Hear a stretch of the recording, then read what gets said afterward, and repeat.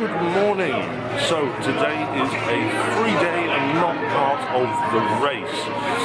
What I'm going to do is today's vlog, or this vlog, will have just the next day and a bit of random Las Vegas fun, and then at the end of this vlog you'll find out whether or not I've won, because I'll put the results in and on stage stuff at the end of this, and this will be the final episode of Cash to Vegas.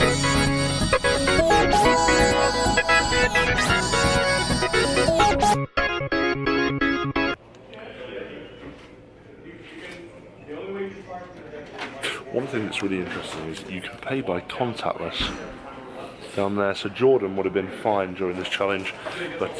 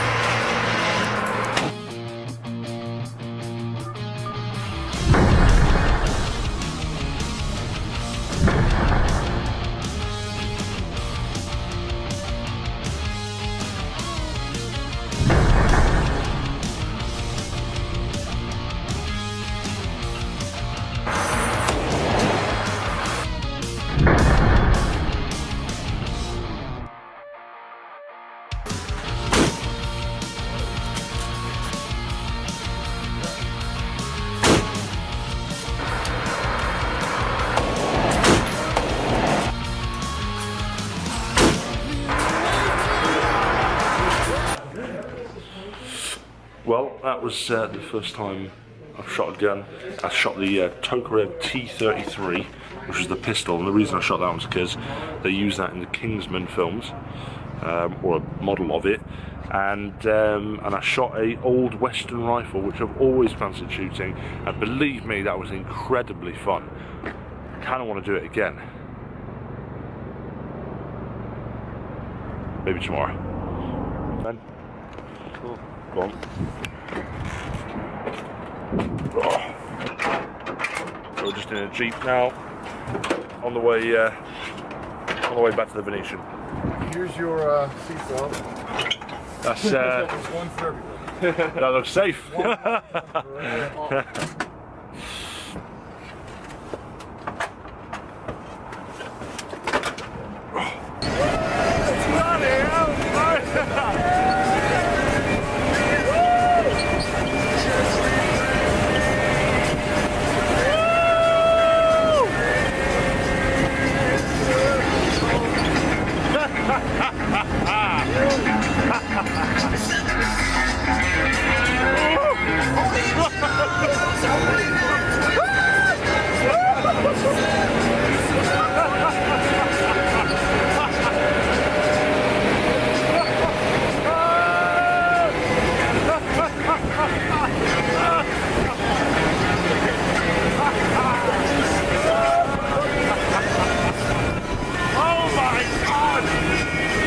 Thank you, man. That was really fun. Hey, have a nice day. Thanks, man. Cheers. See you. That was mad.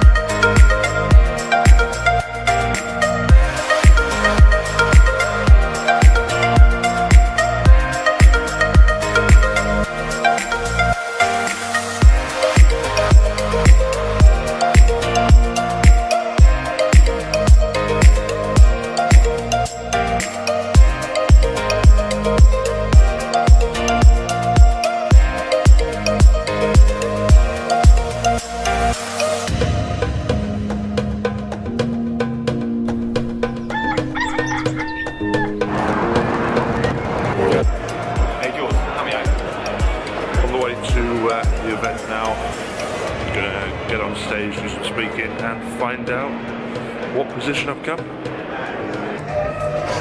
So this is where I'll be on stage. Good morning, everyone.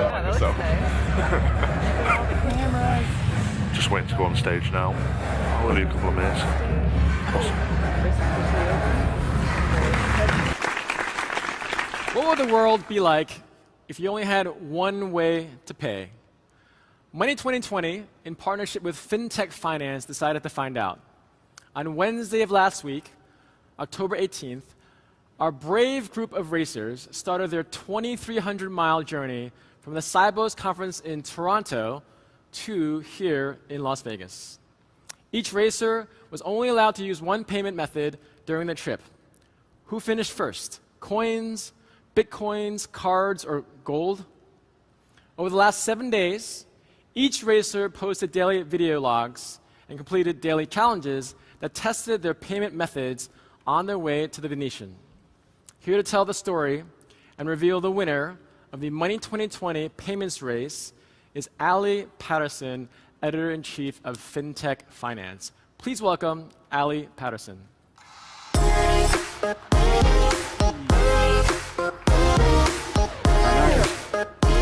You're good? Hello, everybody. Yes, thanks for that. We had a group of YouTubers, a quite bizarre mix of people that you don't really get at financial services conferences, who left Toronto and they had to get here, one form of payment. The rules were set such that they couldn't go and say, take a debit card and go and change it for cash and use cash to go and buy a plane ticket. Or they couldn't sell their gold, exchange that for, say, cash and then go and buy a train ticket. It had to be each payment, every transaction, using their payment method. The payment methods we actually ended up having was, we had a guy called Ash Cooper, who is sponsored by our friends at Feedzai, who had gold. We had Amelie Aras, who was sponsored by our friends at IGTB, who had the arduous task of Bitcoin. We had Jordan Dusty Drew, sponsored by Finastra, who had to use, I've been calling it contactless, but I understand in the US it's referred to as TAP. So that was quite entertaining. We also had Jessica Morehouse from Toronto, who puts on quite a very good personal finance podcast. She was sponsored by our friends at Avi, and she had only chip and pin. Not allowed to use a mag stripe, only chip and pin. And lastly, we had Stu Thomas with ACI Worldwide. He had to get here using only $1 bills.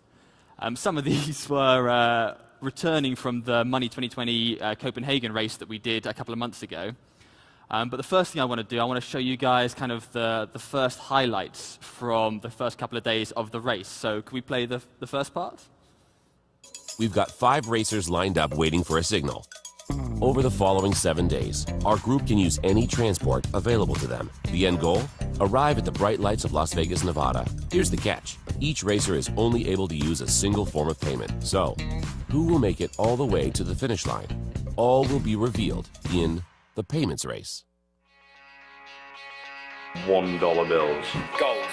Bitcoin, Contactless. chip and pin.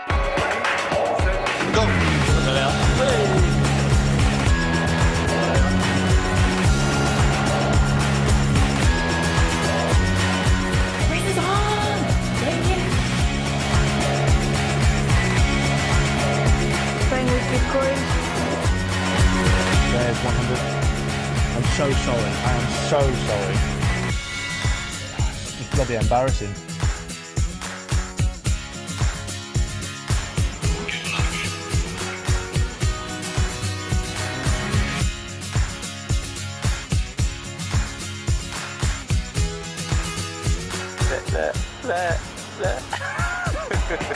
What the hell is he doing?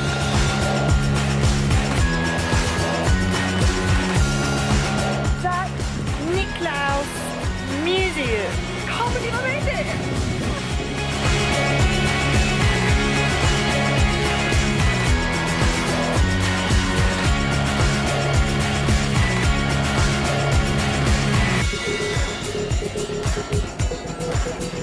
Brilliant. You are the best. I really you guys be able to provide me with a free taco? Starting to panic. Starting to panic. This is French code.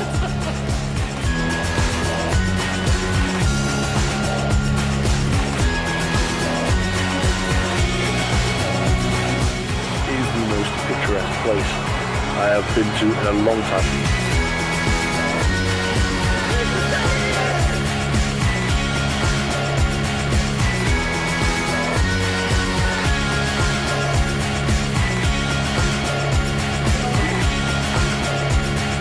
Good about getting this far on my own. Cool, guys. Can I bring out the racers, please?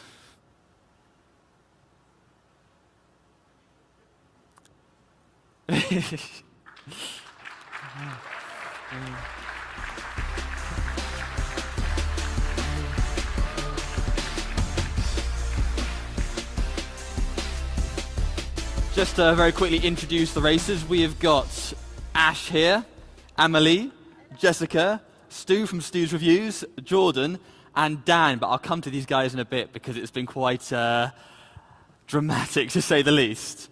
I've got a couple of questions for you guys just to tell us a little bit around what happened on the race. One thing I forgot to mention earlier, every single day these guys had a challenge they needed to do.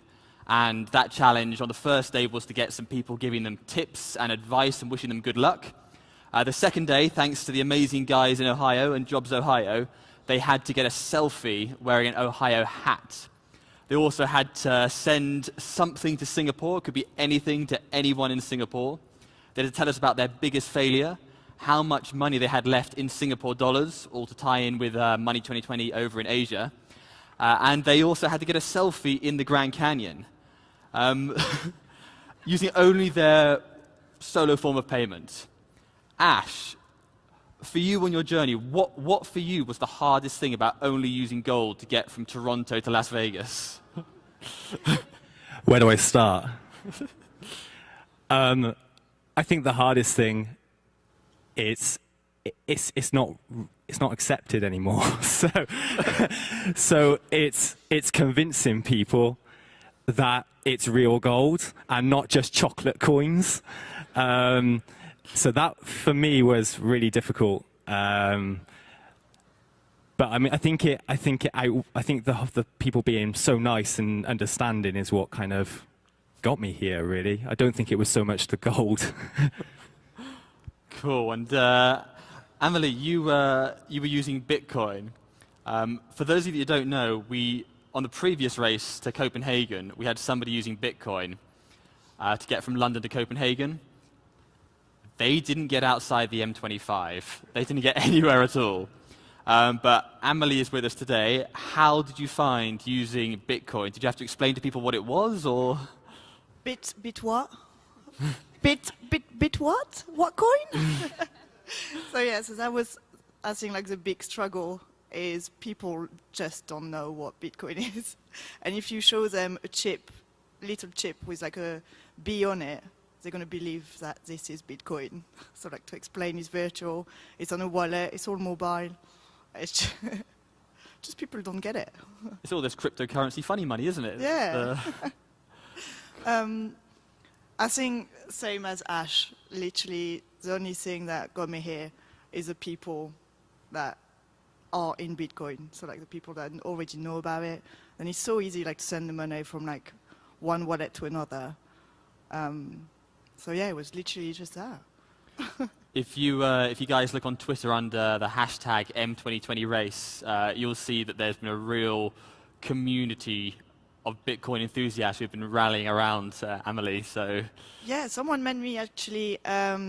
She's called Katie, and I reached out online, and she came to the airport, collect me, and got me on a helicopter flight to go to the Grand Canyon. Wow. Like the community just wanted to help, and like they really wanted to see Bitcoin, like arriving in Las Vegas. So that was cool. Right, Jessica.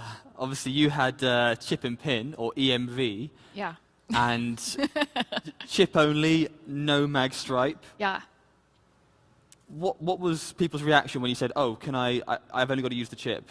Yeah, well, I think I got really used to having to explain it also, which I thought was really odd because that is what I use day to day in Canada, and I'm assuming the same as, in Europe and UK, that's just what we use. So coming to the States and basically, and sometimes they would have the terminal and they'd like, oh, no, it doesn't work, or we don't know how it works, or there is a piece of paper in there that says swipe only. So that's, yeah, not helpful. So, basically every time I needed to purchase something, I had to go up to the register and ask, does this terminal accept chip and PIN? And most of the time it was, what? What's that? No, we just do swipe. So, yeah, educating people. It was surprising. I see. And Stu, you had it pretty. Stu also did the European one last time and had coins, but of course, to do this across America, you would need a lorry with you for the sheer volume. So you had the single-dollar bills. Did you encounter any problems at all using cash? Well, this is the kind of funny thing. So when Ali asked me to do this and said you'll be given dollar bills, I thought, okay, well, how hard can it be? Cash is king, right? Wrong. In today's world where everything is pre-booked, pre-checked, electronically done, booking things like hotel rooms, booking things like transport, you have to bank on the fact that there's going to be space available for you at the station. And there was a couple of times where I had to move station, move transport, move hotel to find one that was actually going to be suitable. Even something like the challenge to the Grand Canyon, where I took a helicopter directly from Vegas to the Grand Canyon, I couldn't pre-book that. So it was a case of hoping for the best that they had a space on that flight for me. So yes, cash is easy, but it does come with limitations.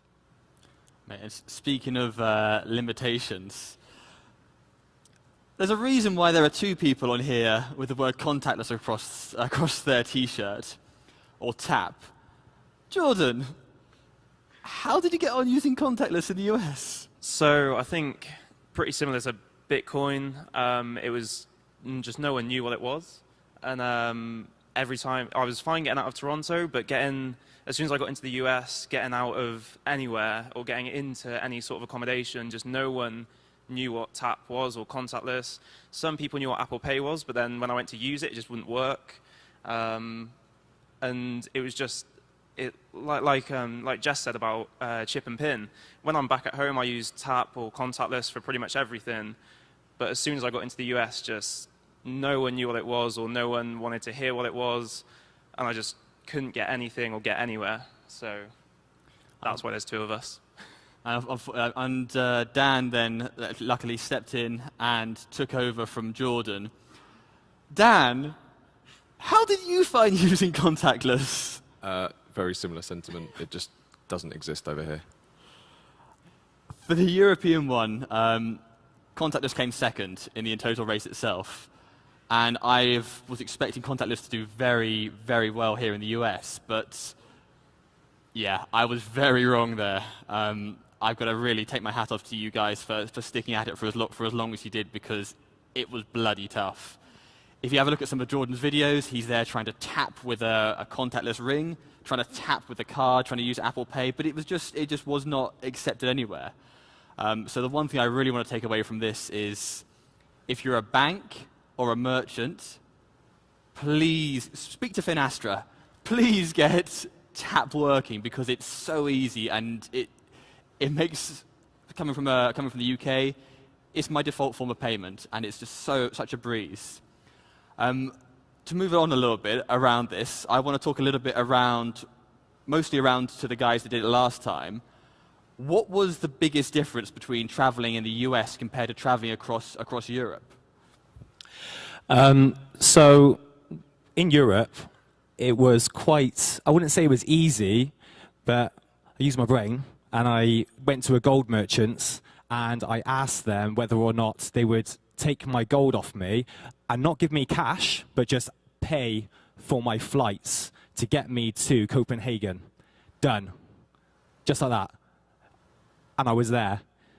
This, I had to cross a border. I had to then go through 6 different states to actually get here. It's more traveling, so it's basically more of trying to find a way to get to the next place. So it was just more work, really, to actually do that. But also, we started in Toronto, and Toronto is beautiful. I've never been before, so it's my first time. I'd love to go back. However, it is a metropolis of people who they just haven't got time to stop and talk. You know, they're too busy just trying to get to the Starbucks, right? So they didn't want to stop and speak to me. However, there were a very rare couple, Brendan and Alicia, and they took my gold to a gold merchant's, changed it for me, kept hold of the cash. They walked me to the Greyhound station. They booked my tickets, and then I was able to get as far as Cedar City. And I didn't even get that far because I missed my connection. How's your bag, Ash? Oh yeah, and I have no clothes. I lost my bag. In Denver, I had a connection to catch a bus. My luggage was still on it, and it left without me. So now my luggage is somewhere between Kansas and here. I have no idea. So if anyone wants to buy me an outfit, that would be great, because at the moment I have no clothes. I can pay you in gold if you want. I still got a little bit of it left, so if you want that, then that's cool. You guys obviously met quite a few colourful characters. Was there anyone in particular that you met who was like, well, that's a very strange individual that made your journey a lot more entertaining? Me and Stu were on a bus together for about 20 hours, a Greyhound bus, which I'm sure... Is Stu the odd one? He says 20 hours, but actually I carried on for another 20 hours after that. But there was a point where on this Greyhound bus that we were on, there was 3 people who had just been let out of prison that joined us on the bus. Yeah, that was interesting. And I think using cash for myself, carrying around 2,000 pictures of George Washington in my bag and having 3 people just let out of prison on the bus, it didn't feel the safest in the world. And Jessica, you utilised your social media seemed to be a bit of a blessing for you guys on things like, actually, same with you as well, Emily, on all the Reddit forums and Twitter. How did you use that to be able to connect to people who were able to help you out either through payments or through giving you stuff for free? Yeah, so I had some trouble when I got to the Cincinnati airport. Not one airline or shop, even Starbucks, accepted chip and PIN. So I literally couldn't feed myself or get a flight out of there. So I started to panic, and then I put it out on Facebook. I have a lot of other kind of blogger friends, and they were really interested in this race. And so I'm like, hey guys, I need some help. And I had another blogger who posted in this other Facebook group full of other bloggers saying, Jessica needs your help. Can anyone, reach out and do whatever? And eventually what happened was a blogger friend of mine agreed to buy me a flight out of Cincinnati to Denver. And my goodness, I was so thankful. But still, once I crossed security and got into the airport, still no one accepted chip and PIN, so I couldn't feed myself. The only place that would allow me to stay there for 6 hours and have sort of some food was there's a AAA members lounge. So I paid $40 to stay there and eat chips and a beer. And that kind of was my meal for the day. And then luckily I had to stop over in Chicago, and McDonald's accepted chip and PIN. So I was beyond excited to see McDonald's. Well, I think we're going to show now. We've got a little bit of a highlights from the next few days. So can we play the second video?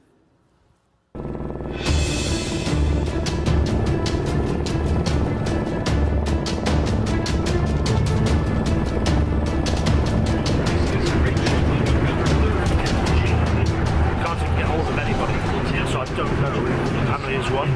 For whatever reason, it's not updating her location on the app. So it says she's still at the airport. That was an hour ago, though. So she may already be there. We don't know. We'll just Just on the way. Just on the way. I'm so excited. Gotta go.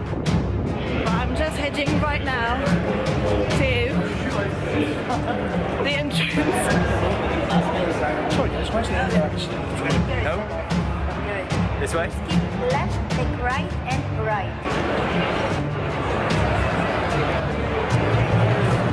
I'm running like absolutely crazy now.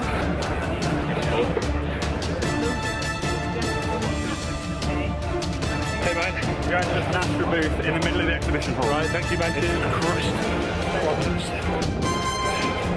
Astra booth, isn't it?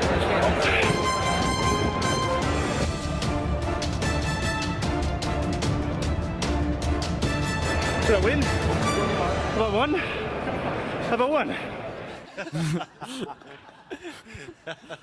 Cool, right, well...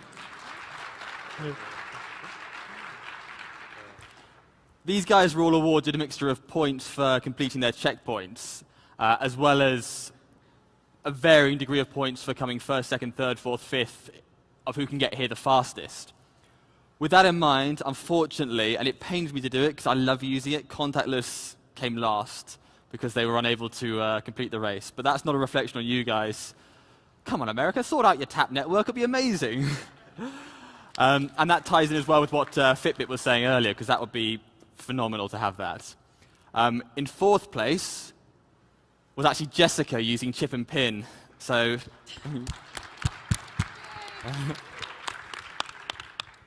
in third place was Stuart using only single-dollar bills.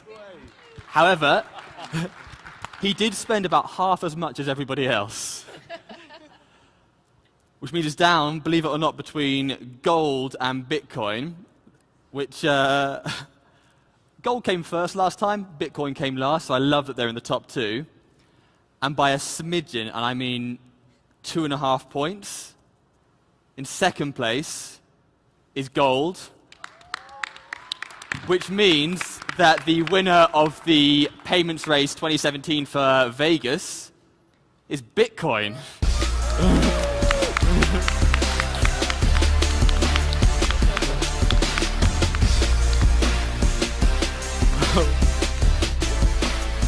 Thank you very much, guys. These guys have been through hell. They haven't slept. They have tried to sleep in various buses.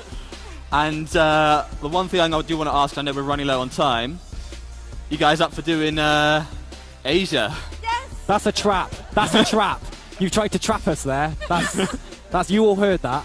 We didn't agree to nothing yet. I want to see the contract first. Amazing. Cool. Thank you very much, guys. So that's it. That is the end of the race. I came third, which is okay. Next time, I'm going to come first. That's the end of Cash to Vegas.